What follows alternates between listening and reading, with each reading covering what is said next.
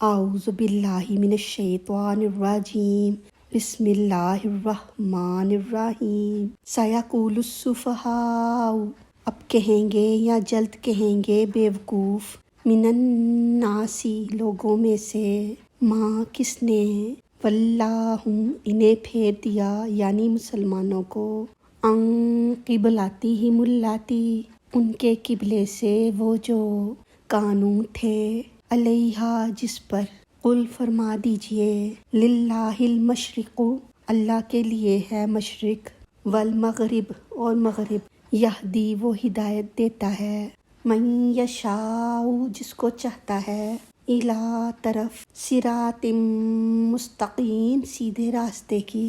شان نزول تفسیر خزائن العرفان میں ہے کہ یہ یا مشرکین مکہ یا منافقین ان سب کے جواب میں نازل ہوئی جن کو تبدیلی قبلہ پر اعتراض تھا اور جنہیں یہ تبدیلی ناگوار تھی۔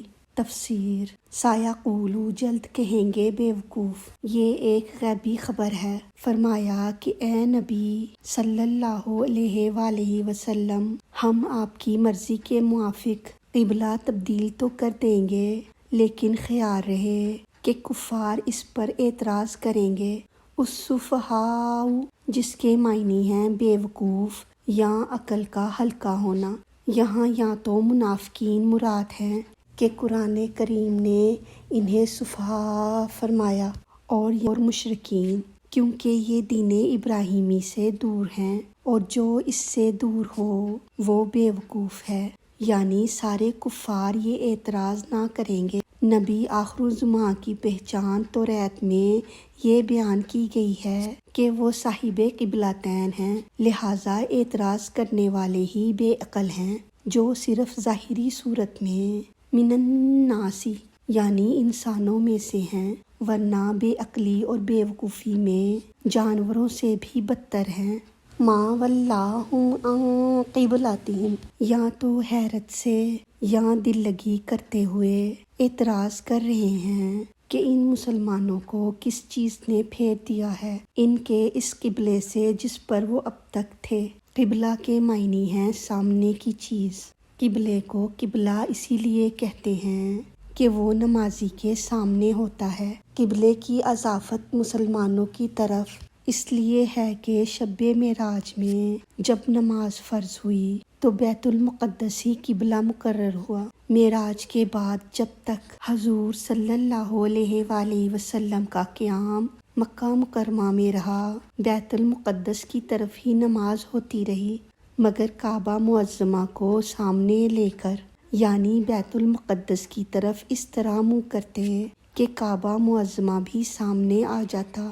مدینہ منورہ پہنچ کر اس طرح دو قبلوں کا اجتماع ممکن نہ تھا، اس لیے ہجرت کے بعد تقریباً 17 ماہ تک بیت المقدس کی طرف نماز ہوتی رہی، مگر حضور صلی اللہ علیہ وآلہ وسلم کو یہ شوق تھا کہ کعبہ ہمارا قبلہ ہو، لہٰذا 15ویں رجب پیر کے دن جب آپ نماز ظہر پڑھا رہے تھے، عین نماز کی حالت میں قبلہ کی تبدیلی کا حکم ہوا۔ اس پر مشرکین منافقین نے بہت شور مچایا، اس لیے فرمایا گیا اللاتی کانوا علیہا وہ جس پر اب تک تھے، یعنی یہ بیت المقدس سے کعبہ کی طرف کیوں پھر گئے۔ قل للہ المشرق والمغرب کہہ دیجئے کہ اللہ ہی کے لیے ہے مشرق اور مغرب۔ یہاں تک تو ان کے سوال کا ذکر تھا، اب اس کے نہایت نفیس جواب بتائے جا رہے ہیں۔